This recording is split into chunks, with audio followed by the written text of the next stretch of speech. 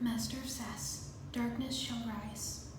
The ninja were helping to fix up the damage the Great Devourer had caused in the city. Cole, Jay, and Irene were holding up a street sign for Kai and Zane to weld in place. Ugh, finally, all fixed up and serpentine-free, Cole announced. Kai tried to summon fire in his palm but couldn't get anything. He scowled. This is frustrating. The sign tipped over, making Cole, Jay, and Irene yelp. Our weapons are gone and most of our elemental powers are gone. I mean, we can still do spinjitzu, but... Kai sighed. He tried again to summon fire, but the only flame around was Zane's blowtorch. I just feel so, limited. And thanks to the Devourer, our tank's out of commission, our dragon's hurt, and now the bounty is destroyed. We don't even have a place to sleep, he complained. No one ever said being a hero was easy, Zane pointed out, lifting his welding mask. Though our good deeds may never make us rich, they make us rich in other ways. Yeah, well, I don't feel rich, Kai pouted. I, for one, enjoy pitching in. I've always wanted to feel part of a community, Jay said cheerily. Speaking of which, anyone seen Nia? She said she was gonna help. And I have, Nia called out, driving up on a motorbike with Wu. I may have found us a place to live. Really? But there's a waiting list a mile long to live in Ninjago City. How'd you do that? Jay asked. I know a guy who knows a girl, and she knows this girl who knows a guy. Well, this guy knows a girl who's a real estate agent, and she can help you find a place, if you catch my drift, Nia explained, handing a business card to him. And where are you off to? Jay asked. We have to find a couple of components to fix the ninja tank, and my dragon equipment has finally arrived. It's a day's trip, but once we get back, he'll be flying again, Wu said. He snickered. Also, I love scenic drives. Punch it, Nia. Aye, aye, Sensei, Nia answered, revving the engine. Woohoo! Sensei cheered as they sped away. Jay examined the business card in his hand. Patty Key's Real Estate Queen, he read. Huh, this is exactly what we need. Once we get a roof over our head, we can start properly training Lloyd. Good, because if we know Lord Garmadon, he's not going to be taking any breaks. And let's not forget, the Serpentine are still at large, Cole said. Irene's phone chimed, indicating she had a new text. She pulled her phone out of her pocket. It's my sister. I told her about the torn edge on my scroll the other day, and she wants to meet up for some research. You guys okay if I bow out of house hunting for this? She said. Of course, Irene. We can handle it, Zane assured. Irene looked relieved. Great. Call me if you need anything. Let me know your new address, and don't make any stupid decisions, she instructed. Promise. Tell Elise we say hi, Kai said. Irene nodded. Elise was waiting for her at the museum. Hey, ninja girl, she said, hugging Irene. I can't believe nobody ever noticed that torn edge on the scroll. Me either, Irene replied. Sensei Wu caught it. Elise turned to lead Irene into the museum. Obviously, the scroll had another part to it once upon a time, and it's been passed down through generations, so we gotta figure out which ancestor lost it, she surmised. I called the curator yesterday and asked to look in the archives, and he agreed, provided he has someone supervising. Inside, they met with the museum director, who greeted them and led them to the archives.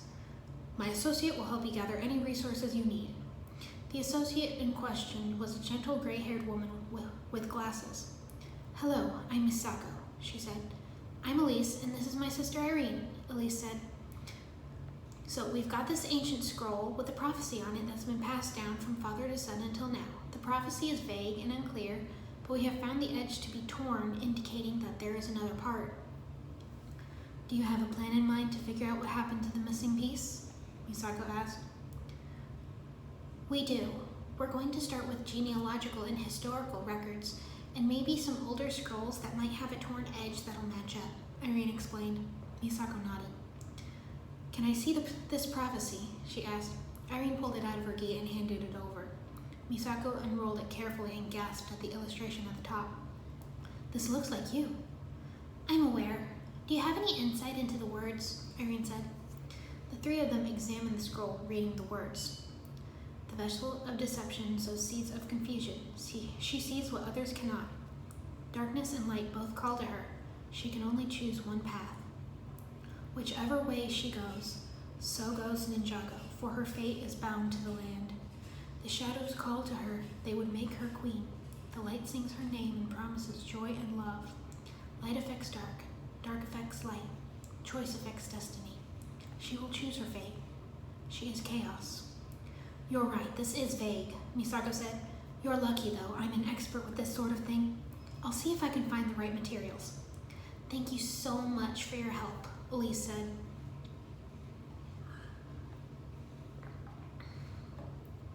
They had to research the Mayfield family tree to see who first had the prophecy.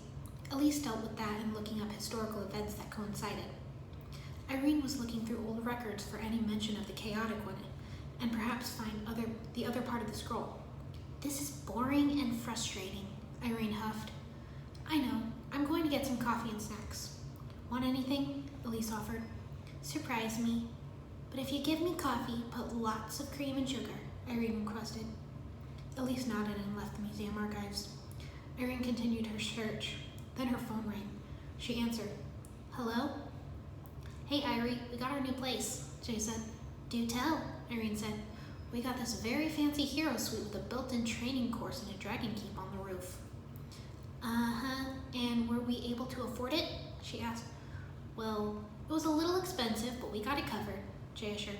Jay, how much? Irene asked. Jay told her. Jay, I told you guys not to make any stupid decisions, Irene yelled into the phone. This is a stupid decision. That was too expensive. Hey, calm down, Irie. We all got part-time jobs to pay rent. We're good, Jay said. Sure. How's Lloyd's training coming along? Or are you too busy working to train him? Irene asked. She didn't get an answer. Jay? The second thing. But don't worry, once we make rent, we'll train him, Jay said. Irene could hear yelling in the background. Sorry, gotta go. See you later, Jay said, then hung up. I'm going to kill them, Irene muttered as Elise walked back in with 2 cups of coffee. Who are you gonna kill? The guys bought an overpriced apartment way out of budget, Irene said. They got part-time jobs so they could pay rent. Elise handed her a coffee. I almost feel bad for them. Irene took a sip of the hot caffeinated drink, and both girls got back to work, taking notes on their findings in a small notebook Elise had brought. After hours of mind-numbing research, Misako came by to check on them. How is everything? Elise silently held up the notebook full of scribbles. It's going, Irene said. She was busy trying to match the torn edge. She tossed that scroll aside and tried another one. It fit. It fit. Yes! She screamed, dancing around the room in excitement. We found it! Elise laughed. What is it? What does it say? Misako asked. Before Irene could answer, the phone rang. It was Cole. Need my help getting out of trouble? She asked. Ha ha. Serpentine just robbed the bank. Meet us in the subway, Cole said. On my way, Irene said, hanging up. She stuffed the 2 halves of the scroll in her gate and said, Gotta go, the guys need me. She met Cole, Kai, and Zane at the entrance to the subway station. Where's Jay? We haven't seen him, Kai said. You either? Irene shook her head. Never mind, he'll be okay. Which way did the snakes go? Zane pointed to the subway entrance. The 4 of them pulled on their hoods and ran. As the train rushed by, they managed to jump on top. The Serpentine generals were inside. Ugh, isn't there an easier way to get inside? Cole said. Not without a ticket, Kai deadpanned. A scaly black tail punched through the roof and wrapped around Kai. Huh? He was yanked in, leaving a gaping hole. Haha, there's a way in, Irene said. Ladies first, Cole said, gesturing to the hole. Such a gentleman. Thank you, she replied, playing along. She jumped in, Cole and Zane right behind her. Let me go, Snake, Kai was yelling, trapped in Scalador's crushing grip. Where's the rest? Irene wondered. Scalador chuckled. Welcome to the part... Ooh! Kai punched him, cutting him off. Acidicus slithered up behind Cole. Care for a drink? He hissed, spraying his hallucinogenic venom at Cole, who ducked. The venom hit Zane instead. Sorry about that, Cole apologized. That's quite all right, Zane replied. Venom can't hurt. He was interrupted by Fang Tom whacking him with a staff. But that stings a little. Let me have this dance, Snake. Zane grabbed hold of the vampire general and flipped him to the ground. 1 down, 2 to go, Cole said. Fang Tom tried to punch him, then bite him. These Serpentine are a lot harder to defeat without our weapons, Kai pointed out, ducking a blow. You don't say, Irene Sass, delivering a powerful roundhouse kick to Scalador's head. Just keep fighting. We're not going to let these fools get away with this, Cole grunted, aiming a punch at Fang Tom, who cackled. Get away? We aren't trying to get away. We're just trying to distract you long enough so Scales can kidnap Lloyd. What? Irene yelled. Even the Serpentine flinched at the sound of her anger.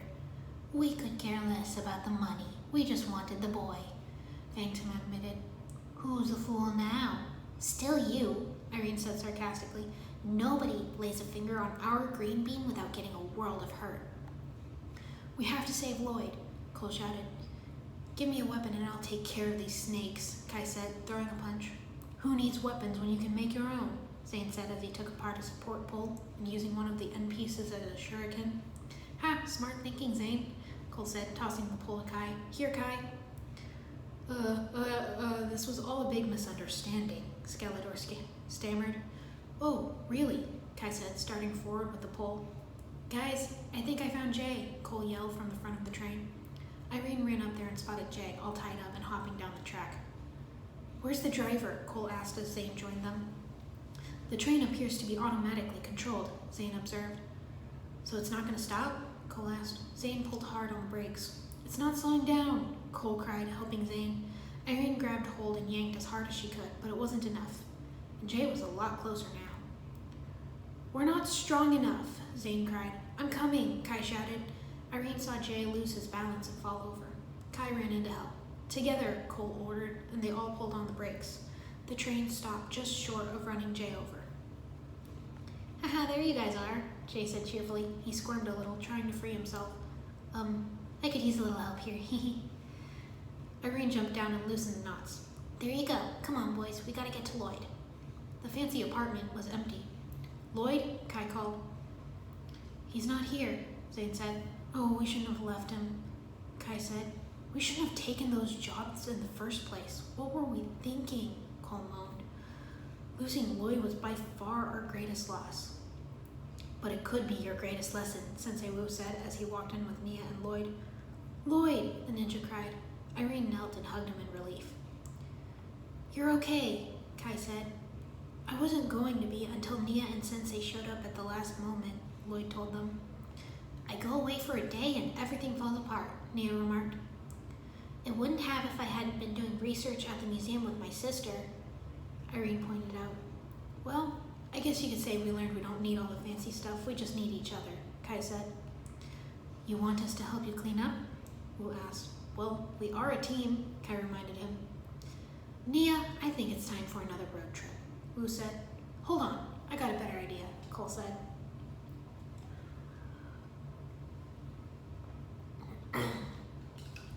It's not much, but this one bedroom, one half bath is a cozy dream, Cole said as everybody moved stuff into the cobwebbed, tiny apartment. Who needs extras when everything is in arm's reach? Lloyd was carrying a chair and he couldn't see in front of him.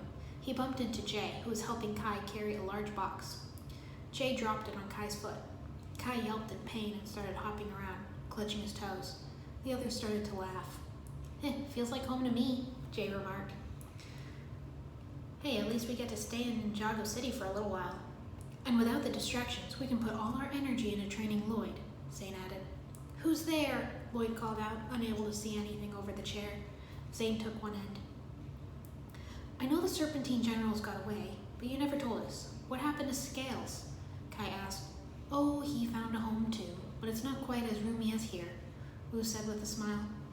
Irene saw something scurrying across the floor in front of her. She shrieked and dropped her load, inadvertently jumping into Kai's arms. He looked at her. Eyes wide with fear, she pointed to the creature that had scared the life out of her. Just a spider, Kai said, putting Irene down and stomping on the eight-legged thing. There you go. That night, everyone was sound asleep on various pieces of furniture. The girls had taken the bedroom. Wu was the only one still awake. He was meditating. All of a sudden, he opened his eyes and whispered, I fear there is a great disturbance in the Force.